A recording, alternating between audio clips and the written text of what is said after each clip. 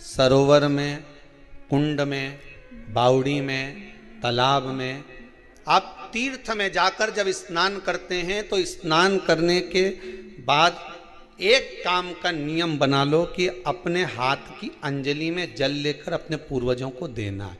प्यासे रहते हैं, भाग मांगते हैं।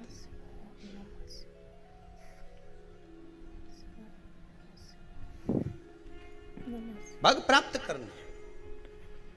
3 वृक्ष पितरों के तुल्य हैं। नैमिषारण्य की कथा में भी कहा था 3 वृक्ष पितरों के तुल्य हैं। पहला पीपल, दूसरा बट वृक्ष, तीसरा बेलपत्र का वृक्ष। ये पितरों के तुल्य हैं। अगर आपको रात्रि में नींद नहीं आ रही है, ऐसा लगता है कि रात्रि को 1 घंटा 1.5 घंटा सोने के बाद कुछ गलत गलत विचार आने लगते हैं, नींद सुबह 3 बजे तक 4 बजे तक नहीं आती, 4 बजे के बाद फिर नींद आती है, तो एक प्रैक्टिकल जरूर कर कर देखना। एक प्रैक्टिकल करने में क्या जाता है, प्रयास करने में क्या कुछ जाता है क्या? प्रैक्टिकल कर कर देखना कि कहीं सीओर वाला महाराज झूठ तो नहीं बोल रहा, तो प्रैक्टिकल करने में कुछ नहीं जाए। 1 लोटा पानी लो, उसमें थोड़ा सा कच्चा दूध डाल लीजिए। बेलपत्री का पेड़ या पीपल का पेड़ या बट का पेड़, इन पेड़ के नीचे ले जाकर उस दूध को दोपहर में सुबह 10 बजे से लेकर 12 बजे के बीच में ले जाकर चढ़ा दीजिए। रात्रि को फिर ना आपको प्यास लगेगी ना भूख लगेगी, नींद एक बार लगी तो सुबह ही खुलेगी। प्रैक्टिकल करने में क्या जाता है? पानी डालने में तुम्हारा कुछ जाएगा? अरे बोलो तो सरी, हमें 10 रुपया का दूध जरूर उसमें, और तुम इतनी चतुर हो, इतना सारा दूध थोड़ी डालोगी, तुम 2 चूल्हे का डालोगे। कहाँ तुम इतना डालने वाली हो? 3 वृक्ष पितरों के तुल्य हैं। पहला जम के बोलिए पीपल, दूसरा बट वृक्ष, तीसरा बेलपत्री का वृक्ष। 3 पीपल के वृक्ष में 52,000 ब्राह्मण एक साथ निवास करते हैं, इसलिए पितृतुल्य है। बट वृक्ष ब्रह्मा जी के मस्तक से बना, इसलिए पितृतुल्य है। और बेलपत्री का वृक्ष माता पार्वती जी के अश्रु से बना। जब आंसू गिरे थे माता जगत जननी जगदम्बा पार्वती के, उस समय पर पितृलोक में हलचल उत्पन्न हो गई थी। हमारी नातिन की आंख में आंसू कैसे आ गए? मैनावती की पुत्री है, पितरों की नातिन, इसकी अश्रु कैसे गिर गए? पार्वती जी ने कहा ये आंसू नहीं, मेरा पुण्य भाग प्रकट करती हूं बेलपत्री के रूप में। तो पितरों ने वर दिया था कि ये बेलपत्री का वृक्ष हमारा आशीर्वाद है, इसके नीचे अगर कोई दीप लगाता है, शिव को स्पर्श कर चढ़ाता है, उसके पितरों की शांति होगी। हम स्वयं उसको आशीर्वाद देने के लिए पधारेंगे। बेलपत्र का वृक्ष पितृतुल्य। तो रात्रि को अगर भूख लग रही है, प्यास लग रही है, तो पितृदोष। दूसरा पितृदोष का लक्षण बताया, घर में कोई शुभ कार्य ना हो, वंश की वृद्धि ना हो। 1 रुपये कमाओ, 1.25 रुपये खर्च हो रहे हैं, पैसा 10 जगह से कमाई आ रही है पर घर में टिक नहीं पा रही है, आया गया, पितृदोष। जरा सी कटोरी पड़ी है, उसके पीछे विवाद चालू हो जाए, पानी ढुल गया उसके पीछे विवाद हो जाए, या छोटी छोटी बात में घर में क्लेश मचा हुआ है, पितृदोष है। समझ लो हमारे पूर्वज हमसे खुश नहीं है, प्रसन्न नहीं। कोई कहता है गुरुजी श्राद्ध बड़े बेटे को करना चाहिए कि छोटे को करना चाहिए? शिव महापुराण की कथा कहती है, अगर जायदाद का पूरा हिस्सा बड़े ने लिया हो और तुमने अपनी माता का दूध ना पिया हो तो एक ही को कर लेने दो। अगर माता का दूध पिया है और अगर एक अंगूठी भी ली है, जरा सा एक कपड़ा भी अगर सास का लिया है, तो श्राद्ध तो तुझे करना ही पड़ेगा, करना ही पड़ेगा। अगर तुमने उनका कुछ खाया है तो कि अब एक काम और हो सकता है गुरुजी, वो श्राद्ध अगर हम नहीं करें और बड़े भैया करें और हम उन्हीं के यहाँ चले जाएं तो चले जा, मना कौन कर रहा है? पूड़ी का तेल तू ले जा, खीर का दूध 2 थैली तू खरीद के ले जा, जितना वहां वो सेवा करे उतनी सेवा तुम करो। गलत है क्या? जायदाद का भी तो हिस्सा किया था। सुई की नोक के बराबर नहीं दूंगा ने, ईंट इधर खसकी है तो हमारी इधर खसका दीजिए। हमारी बसियत में इतना लिखा है तो फिर बसियत में ये भी लिख के जाना चाहिए था। मैं तो क्यों सबके, तुम डरो मत ही रहे एक भी। जब छोरा छोरी के जब सब सामान प्रॉपर्टी दो ना, जमीन दो ना, जायदाद दो ना, सारा सामान छोरा छोरी के दो तो उनके लिख के भी जाओ कि हमारी श्राद्ध कर दे अच्छे से, नहीं तो भूतड़ी बन के सताऊंगी ढेरों में। और एक बात बहुत अच्छे से कहूंगा, आप लोगों के जीवन में उतरे, अगर मायके में भाई, मायके में भाभी, मायके के लोग अगर आपके माँ बाप का श्राद्ध नहीं करते हैं तो बेटी भी अपने माता पिता का श्राद्ध कर सकती है। उसने भी दूध पिया है अपने माता पिता का, पर वो श्राद्ध का भोजन कौन कराएगा? बेटी का पुत्र हो, बेटी की पुत्री हो, वो कराए। और नाम वो नाना नानी का ले ले करे।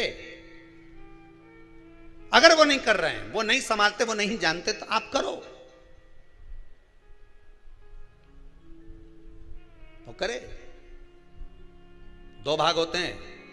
जब एक रोटी गाय के मुख में दी जाती है, गाय के मुख में जब हम रोटी देते हैं, एक रोटी जब देते हैं, या तो गाय के मुख में 16 श्राद्ध में जब रोटी देते हैं तो रोटी को बीच में से तोड़कर, रोटी का जो भाग होता है उसको, मतलब ऊपर से फुलका का परत नहीं निकालना है। रोटी जो सीधी सीधी है ना, जैसे ये रोटी है तो इसको बीच में से तोड़ लिया, 2 भाग विभाजित कर लिया, नीचे वाले भाग में भी थोड़ा सा गुड़ शक्कर रख लिया, ऊपर वाले भाग में भी गुड़ शक्कर रख लिया, एक के ऊपर एक रोटी को रख लिया, वो गाय को दी। तो अपन श्राद्ध पक्ष में 2 पूड़ी का प्रमाण है कि गाय को 2 रोटी दी जाती है, कुत्ता को 2 रोटी दी जाती है। 2 पूड़ी रख के देते हो कि नहीं देते? आप लोग तो देते होगे, 2 पूड़ी के ऊपर पूड़ी रखकर, थोड़ा सा मीठा रखकर, नमकीन रखकर, कुत्ते को भी देते, 2 पूड़ी तोड़कर कागा को भी देते। 2 पूड़ी का प्रमाण कहां से आया? 2 भाग रोटी के टुकड़े का प्रमाण कहां से आया? श्राद्ध पक्ष में ही ऐसा क्यों किया जाता है? बाकी के समय पर तो कोई ऐसा 2 पूड़ी का प्रमाण ही नहीं, पर श्राद्ध पक्ष में ये क्यों कहा जाता है कि पूड़ी के ऊपर पूड़ी रख दे, उसमें मीठा रख दे, खीर शक्कर रख दे, गाय को दिया, कुत्ते को दिया, कागा को दिया, ऐसे क्यों कहा जाता है? उसका कारण क्या होता है? उसका केवल एक कारण है, जो नारी ने भोजन का निर्माण करा है, जो घर की बहू भोजन बनाई है, जो घर की बेटी ने भोजन बनाया है, घर की माता ने भोजन बनाया है। महाराज, पिता पुरुष एक कुल को तारता है, बेटी 2 कुल को तारती है। जब श्राद्ध पक्ष में 2 भाग रोटी के कर कर गाय को देती है, कि 2 पूड़ी क्यों रखते हैं, उसका कारण वर्णित है शास्त्रों। दोनों पक्ष तारने के लिए, दोनों पक्ष का स्मरण कराने के लिए। महाराज, बिंदु प्रेत योनि में पड़ा, चंचुला देवी उनके मोक्ष का प्रयोजन कर रही है, प्रयास कर। क्या करा जाए कि इनको मोक्ष मिल जाए? कहा शिव महापुराण की कथा। पार्वती मैया की सहेली बन गई और पार्वती मैया ने शिव महापुराण में प्रेत योनि से मुक्त होने के लिए कहा, तुम रुका जी के यहाँ जाओ, देवऋषि नारद के पास जाओ। नारद जी ने तुमरुका जी के पास भेज दिया। क्यों? नारद जी जानते हैं मैं कथा नहीं कर सकता, मैं कथा सुन सकता हूं पर कह नहीं सकता। कहने के लिए मुझे बैठना पड़ेगा, सुनने के लिए हो सकता है कि मैं चले जाऊं, वापिस आकर बैठ जाऊं।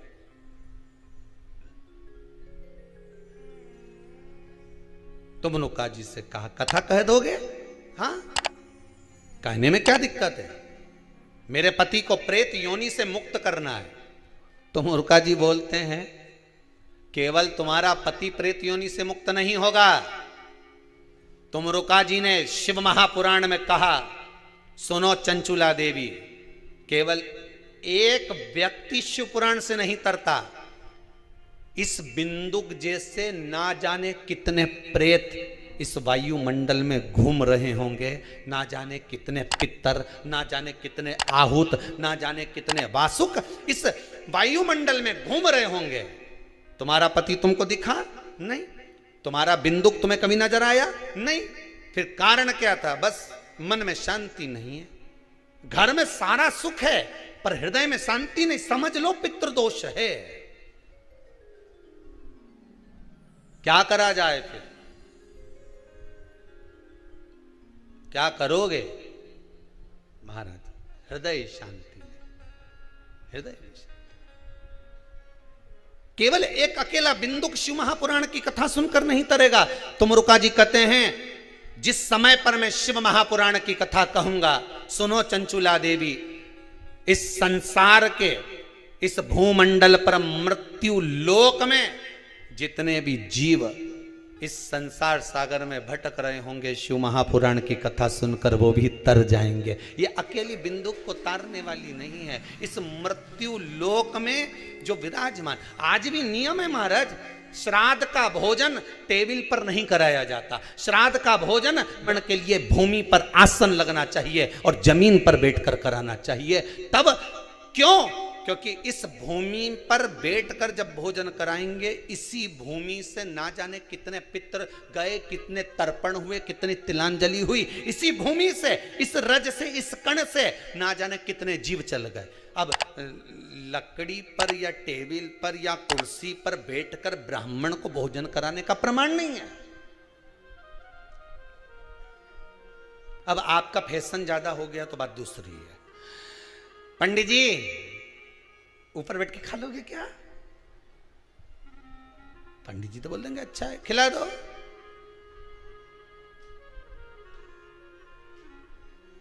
ऊपर बैठ के क्यों? वो झुकने में थोड़ी सी कमर लचक जाए, क्योंकि खीर परसेगी तो झुकना पड़ेगा।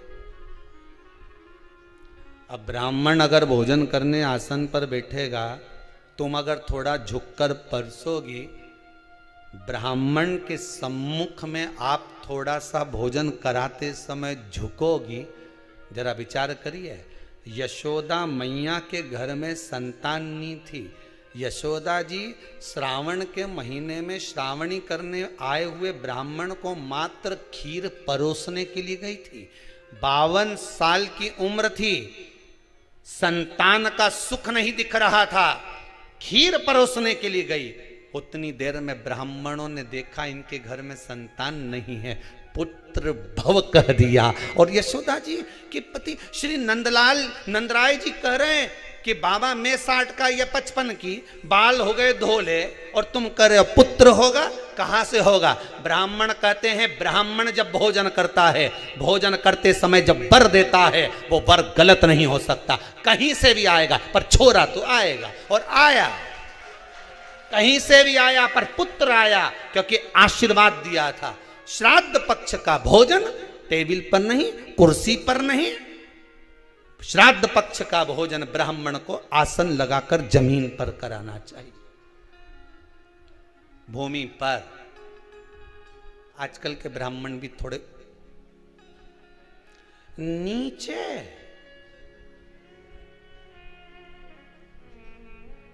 अगर हम टेबल पे ही जिम लें तो जी क्या बोलें भी